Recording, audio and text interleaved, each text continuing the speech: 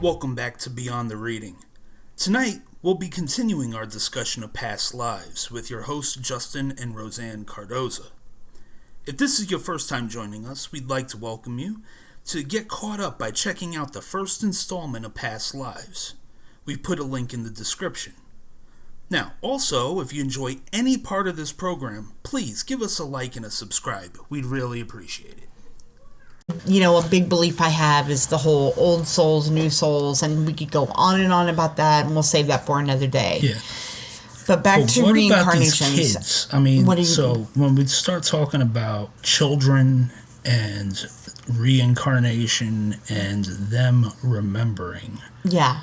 You know, one of the wild stories that we heard about was a kid, I don't remember where he's from, but he's definitely from the United States. I think he was from Louisiana. And the story was that, you know, when he was a young, maybe 3 years old, 4 years old, he remembered his past life as a World War II pilot. Yeah. Well, you know, here's the thing. Let me just tell you, first of all, for those who are not knowledgeable about past lives and children, this is a topic that has come up quite a bit with mothers that I know that have children the same age as my youngest child. My oldest child is going to be 12. And when he was growing up, you know, when he was a baby, Facebook and stuff really wasn't around. I mean, I wasn't involved in groups and mommy, you know, support groups and stuff like that. But with my youngest, I see this trend where parents, you know, these moms are talking about their kids waking up with night terrors and being scared of things. And you know, it starts, you know, generally at the age of anywhere from 2 to 3. So this has been documented. It's been studied by a University of Virginia psychiatrist named Jim Tucker. He started a research project in 2008. And he started going around and interviewing children who could remember their past lives. Huh. What's fascinating is that story of that child. Okay, the one who could, I mean, he remembered details of World War II, you know, his fighter jets. He knew where his plane went down. One really interesting story that you know, while you're looking that up so you can get the facts. Right. I remember when I was researching stuff because I was trying to figure this stuff out with our own son, and we'll talk about his story here in a second, I remember going on a website and it was about children with past lives. And it was this mother in England. And she was talking about her son. I mean, they lived in Great Britain, and her son was fascinated with fire trucks. And he knew streets in New York City, and he knew all the names of the buildings, and he just, you know, he was just obsessed with it. And he kept saying, you know, he kept calling himself Lou, you know, and his mother, again, you know, in England, you know, Lou is different. It's bathroom, right? But he was like, no, you know, they called me Lou. And she didn't really understand until she started going on and researching, you know, on this message board. So she was looking for a guy named Lewis, right? Right. She was looking for a man named Lou. Right. And he remembers being killed. He vividly remembers being killed in the World Trade Center. And so she went on this message board and she was trying to gather information, basically. Right. And so she was looking for a man named Lou, and somebody goes, no, you're not understanding that firefighters, their ranks, you know, lieutenant, they call them Lou. Right, it's a term of endearment. Right, and she was just blown away. I mean, that he could remember buildings. He knew exactly where he died. Yeah. And they're in England. How would you know that? You would never know that. there's been a lot of documented information. And so kind of, this is the short of it. And let me get this information out, because there are a lot of parents out there who have young children who deal with these types of things and they dismiss them. And I find it to be so disheartening. And if you've ever seen the movie A Sixth Sense, with children that have that sense, and obviously he could see dead people, but it's not really that different, because, a past life can migrate into other abilities. Some can, again, that goes into another story. But if you remember the mother, she wasn't very keen. She just, like a lot of parents do, they dismiss things. And the most important thing is that imaginary friends, this usually starts around 2 or 3 years old. And most parents dismiss an imaginary friend as just an imaginary friend. But that imaginary friend may not be so imaginary. So they start remembering their past life is usually around 2 or 3. And the facts is that they start to lose the memories of their past life and the statements that they make to people by the ages 6 or 7 years old. So basically, if somebody has a child that's 2, 3 years old and they're starting to talk and they're telling you a story that may seem like gibberish, a parent should really stop and listen, right? Because that story may end up making sense in some way or fashion, and it'll make you take pause, right? Instead of just blowing it off. Because it's kind of like a twofer, let's be real here, okay? Because when they're 2 and 3 years old, it's not just about the past life. There's some kids who don't remember their past life. There's some kids who do, and they're not able to verbalize it. Okay, and that's where night terrors come in. That is I know a lot of parents out there have had their kids waking up in the middle of the night screaming and, freaking out, and they, you just had a nightmare. And then it kind of starts a trend where they want the light in the closet, or a light on, or they don't want to sleep in their own bed, and they become scared. And it's because the night dreams, the terrors, they're remembering something.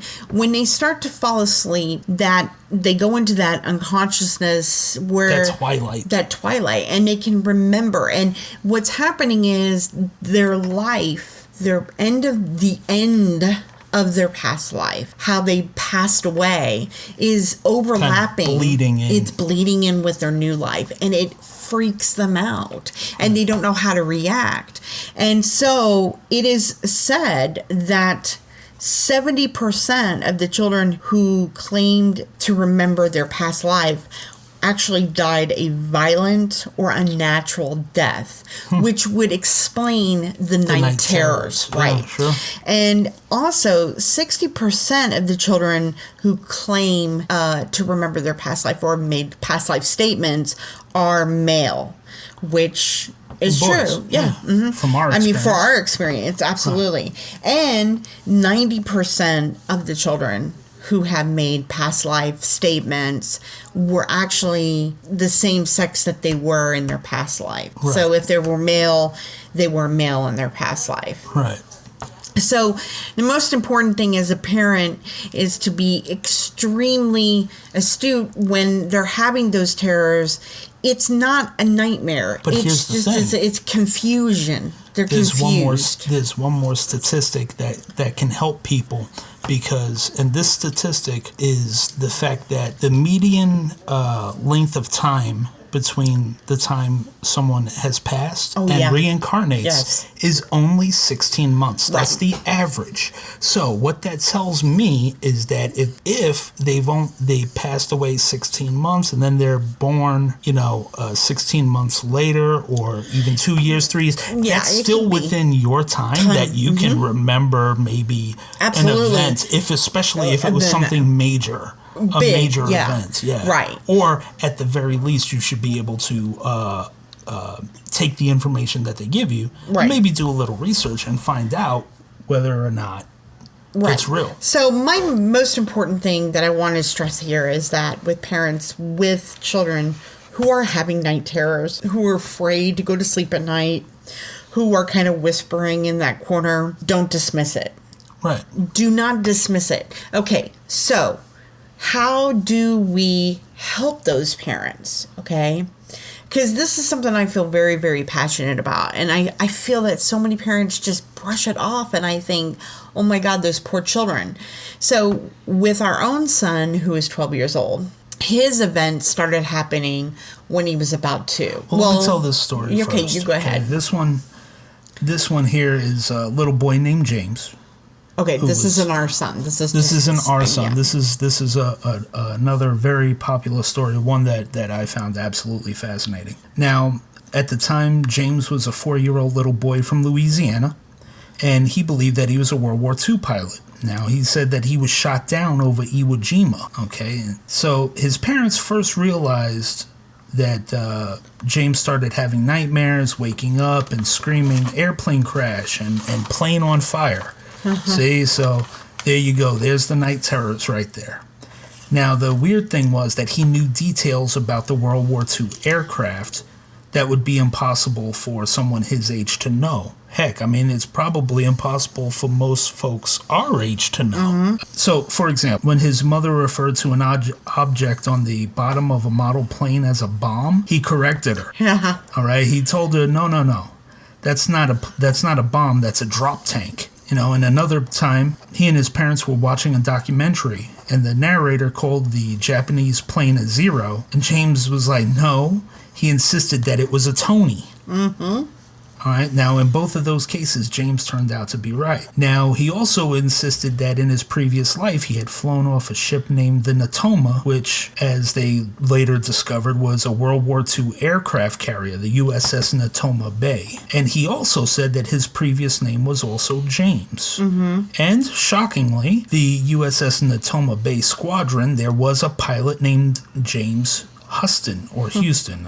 I don't know. I don't mean to butcher the name. But he was killed in action over the Pacific Ocean. All right. So now this Dr. Tucker that Roseanne had mentioned earlier, he was the one who was looking into this. He obtained additional documents for several of little James's statements. They were made before anyone in the family had even heard of, the guy or the USS Natoma Bay. So you have to ask yourself, could a 2-year-old in Louisiana remember being a World War II pilot shot down over the Pacific? Absolutely. I say, no.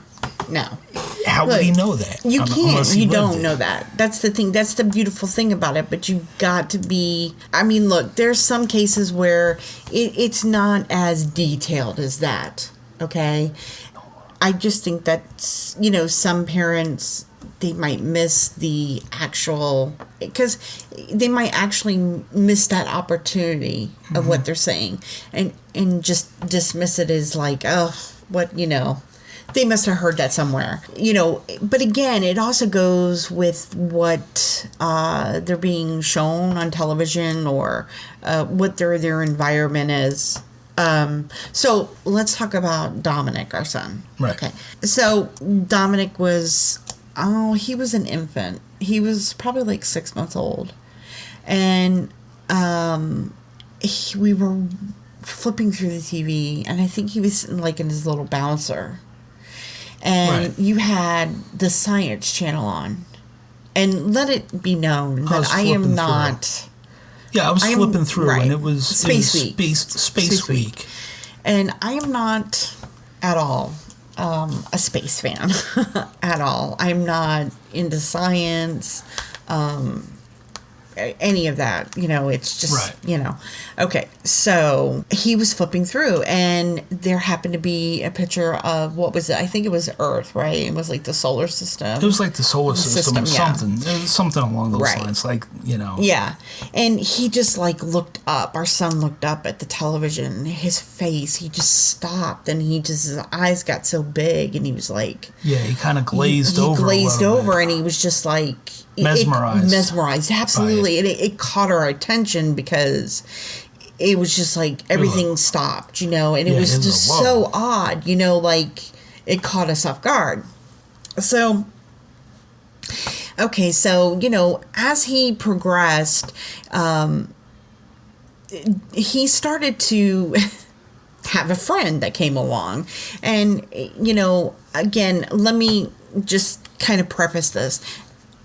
Justin is, a psychic medium, but from the time that Dominic was 1, I mean, he never knew what Justin could do until he became like 9 years old. We never discussed that with him because of the events that had transpired. So to kind of keep his story untainted. Right. So he started to have nightmares. Well, let me go back. He liked the space thing. So we thought, Halloween was coming up, and we took him to the Halloween store. Well, this is much later, because that was like when he was a little baby. Yeah, but he was like about 2 at this point now. Because right. everything happened. You gotta fast forward for I am. I am. I am fast forwarding. 2 to 3 years old, somewhere around somewhere, there. yeah. He was able to walk and everything. Yeah, and we went to the Halloween store, and we took him looking around, and he had absolutely no interest in Halloween whatsoever. But we brought him over by the astronaut stuff. Hey, do you want to be an astronaut? Following? And his response was literally, no, and he ran off. Yeah, he freaked out. And it was odd. It was so odd. And we were just like, why? And he told us, he was like, no. No. And that was it. That was it. So, you just, okay, and you just kind of move on. And fast forward to the summertime. Yeah. Right. So, eventually we got, I was in the pool with him, in the summertime. Let me explain that these events have taken place over a period of time. Yeah, very long periods of time. And once I realized that after this next statement that you were playing on his grounds. So fast forward, he's probably about 3.5, maybe 4. Mm-hmm. And we're in the pool swimming, and he goes to me, it's just him and I, and he goes, oh, Mommy, he goes, this is how the astronauts learn how to walk in space. And I turned to him and I said, what? And he goes, yeah, this is how they learn how to walk in space. He said, I remember, he said that this is how we spacewalk, how you learn spacewalk. Yeah. How they learn how to walk in space. Right. And I said, and now, for some reason, I would always react very calmly. Even though inside I was like, oh my God, freaking out. I would calmly ask him, and I was very careful. I would never ask him leading questions. So I said to him, oh, really? And how do you do that? And how do you walk in space? And he said, oh, that thing that comes out of your back. And he was, showing me motioning to his back where they would attach, I guess the that attachment, the hose, with their spacesuits. Yeah. And it was like, oh, okay. And I go, well, what color are your spacesuits? And he was like, orange. And I go, really? I go, wow, that's really neat, And I think I proceeded to ask him a few more questions, and then he just kind of would start jibber-jabbing about something else, and it didn't make any sense. And then that would be the end of the conversation. Right. Inside, I was freaking out because I was like, oh my God, orange. Oh my God, orange. Now, see, the orange thing threw me because I was like, no, they're white. Right. Because right. When I think of an astronaut, I think of them in the spacesuit. Right. So Justin comes home from work, and I tell him, and he said orange. I recant the whole story to him, and I tell him the spacesuits are orange. And he goes, well, what does that mean? I go, so I pull up a picture of, one of the space shuttle's crew members, when they're boarding the space shuttle, and their suits are orange. And Justin was like, oh my God. And he's like, how did you even know that? I'm like, because they've been orange for a while. I think they switch it up like from blue and orange, but I just remember, orange. So, then, there was, he started to kind of have conversations about, again, it would always take place in the pool. And again, this was like over, months at a time, maybe a couple of months would go by and we'd be in the pool and we would, if I tried to push, or extract information from him, I would never get direct answers. It would be, a kind of a nonsensical answer. But I think at one point, he started to tell me a little bit more, and I was like, so what kind of, do you like, space, like astronauts? He was like, oh, no, mommy, no. I fall down and went, boom, I hurt my knee. And I was just like, what? And he was like, no, I fell down and I hurt my knee. And I didn't understand what he meant, but he didn't want to have nothing to do with it. And this was after me showing him a picture, I think, of like the space shuttle. And he didn't like that. He didn't like that at all. He said, no, I hurt my knee. I fell down and hurt my knee. And I was like, okay. And when he saw a picture of the space shuttle, because at this point I did show him a picture of the space shuttle just to kind of see if it would trigger something. He was too young to know. I mean, he was like 3, Yeah. He said, oh, yeah, that's O-Body. O-Body. And I was like, O-Body? And it was the picture of a space shuttle. Right. Space shuttle. Taken off. Yeah. Mm-hmm. And he's like, yeah, that's O-Body. And he just kept talking about O-Body. And just randomly here and there. Yeah, and he would talk to, people, and he would talk to, like, just friends of ours, and he'd go on and on about talking about space. And, there'd be a couple of times where I was actually able to extract information out of him in the pool, where he, again, our deepest conversations took place over the summertime in the pool. There became a point as he got a little bit older. I think it might have been around 4.5, where the whole falling down and hurting his knee became, oh, they were mean to me. They were mean to me up there, and they pushed me out, and I didn't understand that. And I would ask him what he did on O-Body. And he said that he was protecting Earth. Now, of course, I turn around immediately and I say, protecting Earth? What were you protecting it from? I'm wanting the juice. Right. That's when he kind of went off into La La Land. Now, let me just kind of explain something about our son. Our son has never, ever... he has never taken a liking to toys. He never played with toys. From the time he was little, he never played with a rattle. He never played with any kind of toy. Toys R Us was like, that was no fun. But he just was obsessed with electronics. And to this day, he is still obsessed with electronics. I mean, he, could read and...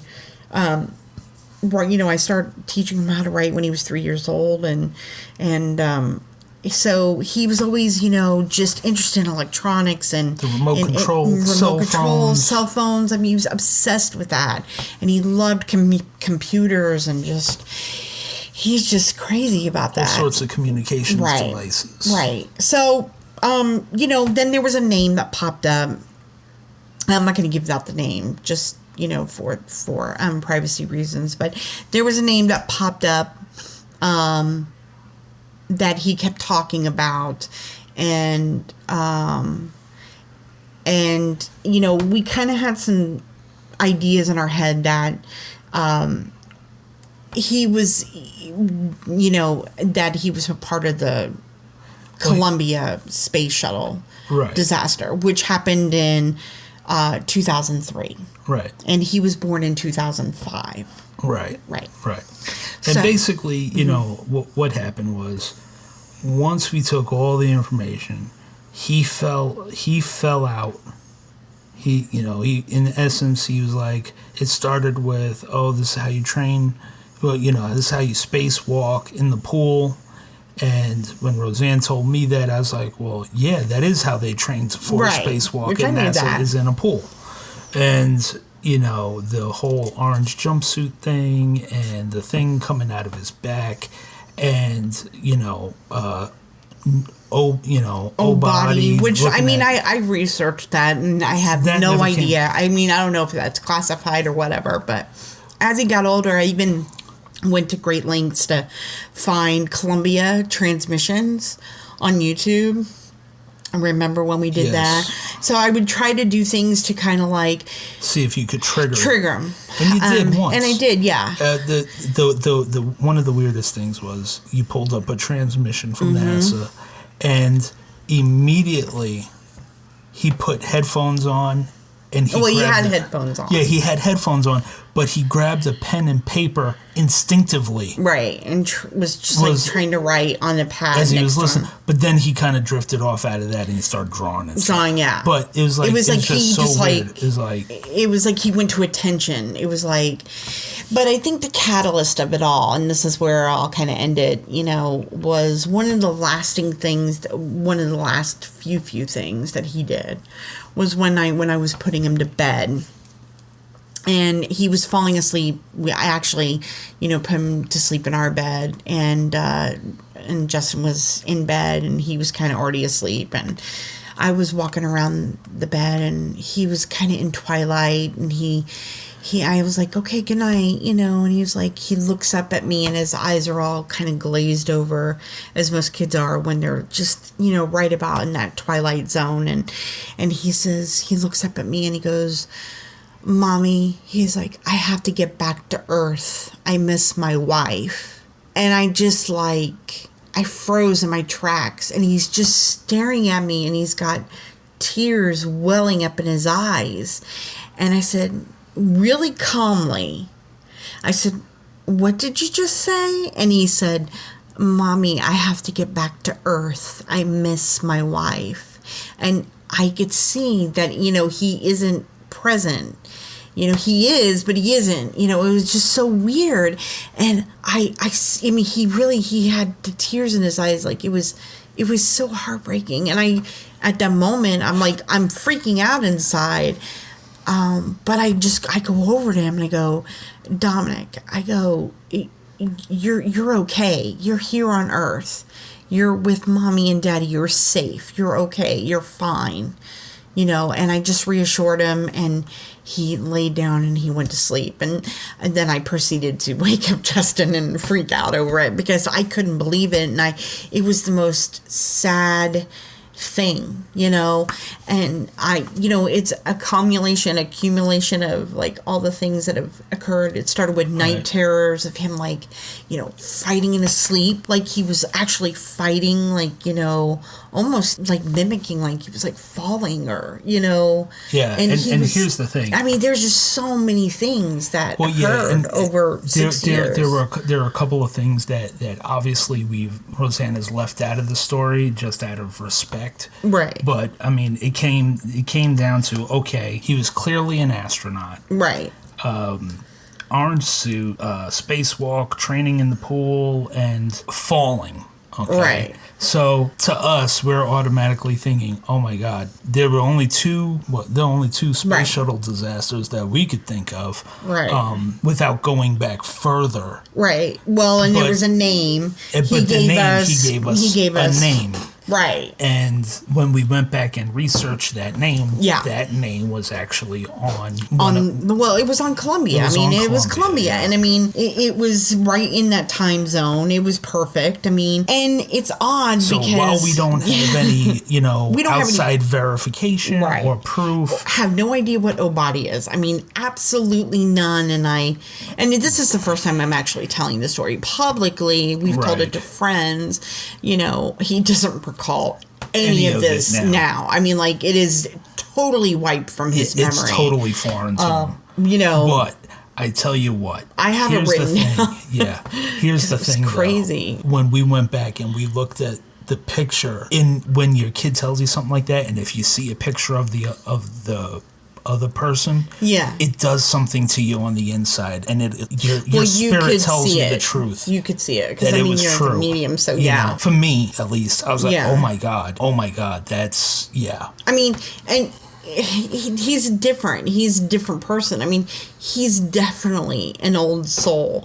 There's no doubt about it. There's just things about him that do not, he just lives like he's a little adult, you know, and always has been, you know. It's like he has always carried himself that way, right? You know, and most importantly is that, you know, he was never scared of it. I think for parents, I think they need to know that if your child is experiencing something like this, not to dismiss it.